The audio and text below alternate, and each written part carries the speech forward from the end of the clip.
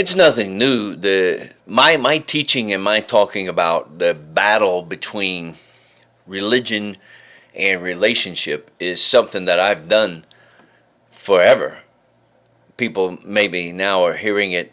When you go to corporate events and you're talking there, you're not dealing a lot with religion and church and things of that nature. But when you're in religious settings and churches, it's a battle. It's a battle. I had someone ask me recently with my feelings about religion.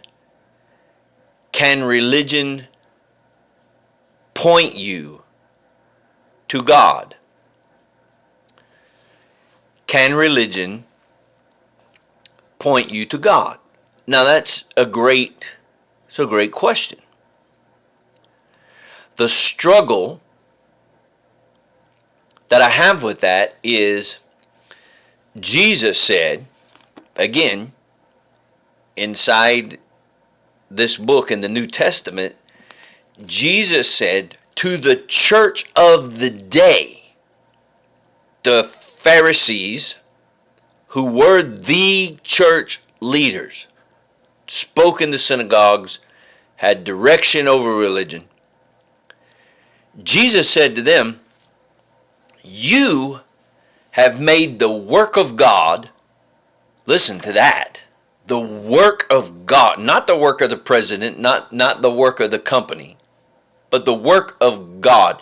You have made it of no effect by your traditions. And the word traditions there, now I'm going to lay some Greek on you here, okay? So the word traditions there, the traditions of men is the word paradidomi. Paradidomi. Paradidomi is the same word where in old times when somebody would die, they didn't have embalming fluid and things like that. So what they would do is they would cut these strips that were about 2 inches thick and long, and they would wrap the hand and the arm and the other arm and the legs individually, and then they would put the legs together and the arms by the body and wrap the body. So he was saying your traditions is what has kept everybody bound.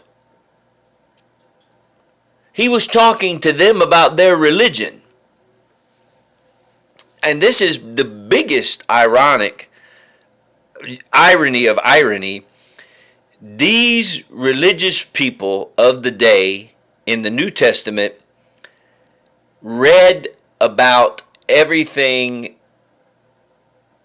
about Jesus and him coming and all of that, and here he was in front of them, and they were so religious that they couldn't even see Jesus in front of them.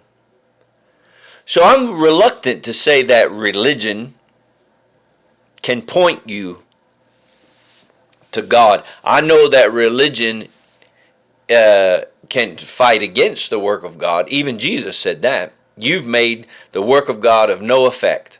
Absolutely no effect. Why? Because of your traditions. Your traditions, your list of do's and don'ts that you say this is how it's supposed to be. Because of that, God can't work. God can't. You've made his work no effect whatsoever because of your traditions, your religion. Now, I'm not anti-church. I'm not anti-church.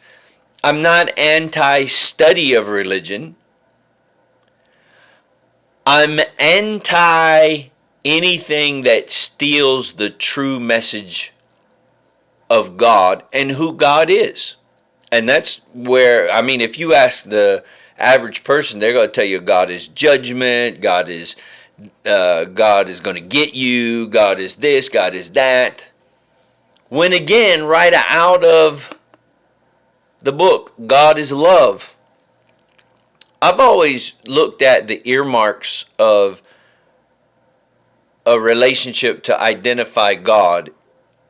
Anywhere you find love, forgiveness, grace, acceptance, you're going to find God.